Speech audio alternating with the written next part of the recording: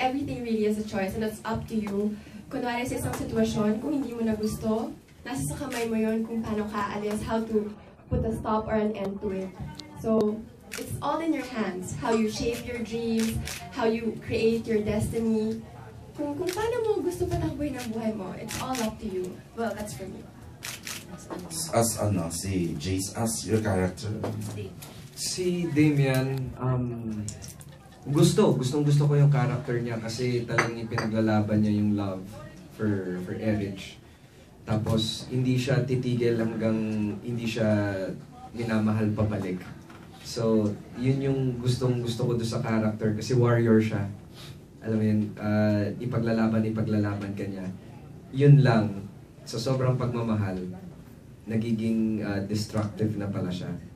So, yun lang siguro yung part na talagang nangyayari sa totoong buhay na hindi mo na nakokontrol yung sarili mo pag nai-in love. Pero overall, gustong-gusto ko yung character. Gustong-gusto ko kung paano niya tinahak yung journey from being rich to nawala din lahat sa kanya. Tapos kung paano niya idediretso yung buhay niya, kung paano siya hanap ng happiness. So, mapapanood niyo sa movie kung paano yung journey ng character at makikita niyo talaga yung struggle pagdating sa pag-ibig. Spoiler alert ba to, Jace? Hindi naman. Hindi naman. Pero brief po kami, bawal lagot daw kami kung siguro, you can't justify selfishness with love. Hindi mo pwede sabihin. Lalim? Hindi, kasi sobrang ganda talaga kasi ng movie. Binenta na talaga. Hindi, pero kasi yun si Leonard na parang pagpipilitan mo na hindi, wala akong mali dahil the only thing that makes me wrong is love. Hindi porket sasabihin mo lang nagmahal ka lang, nasa tama ka, no?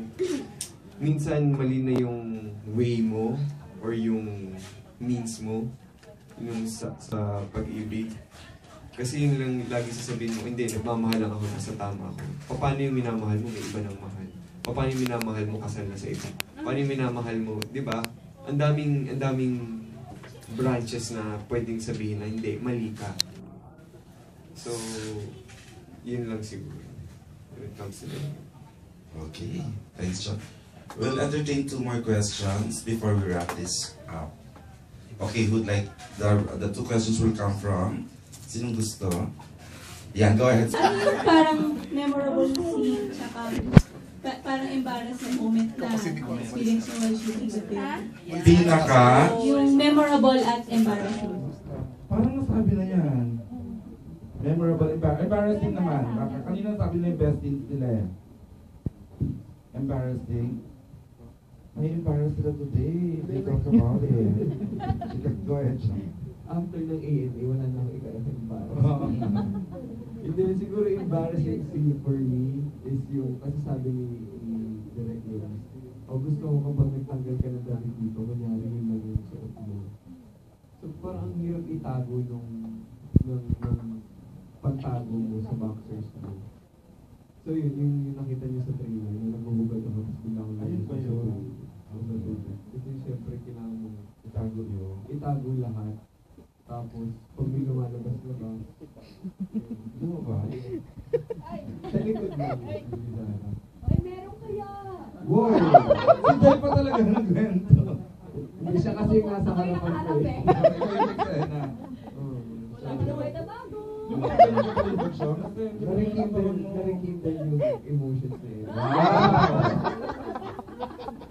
Galing sa bibig mo diba?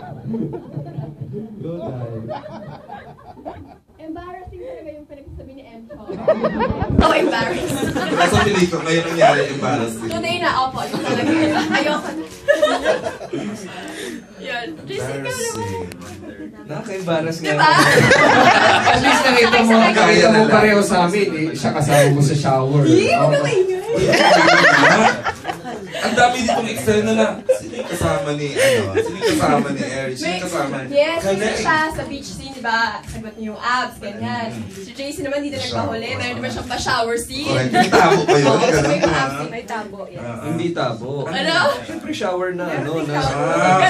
Fairness naman. Lufa lang daw yung nakakapload. Lufa lang. Actually, sabon lang, sabon. Oh, I love lupa. I love sabon.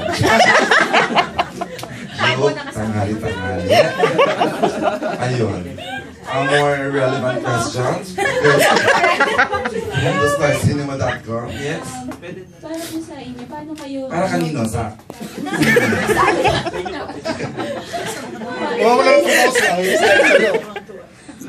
Paano kayo pinotivate ni Direk Loris para ma-deliver niyo yung mga characters niyo?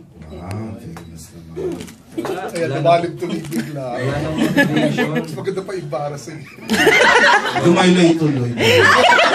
Irrelevant yung tanong mo. Chika, go ahead. JC.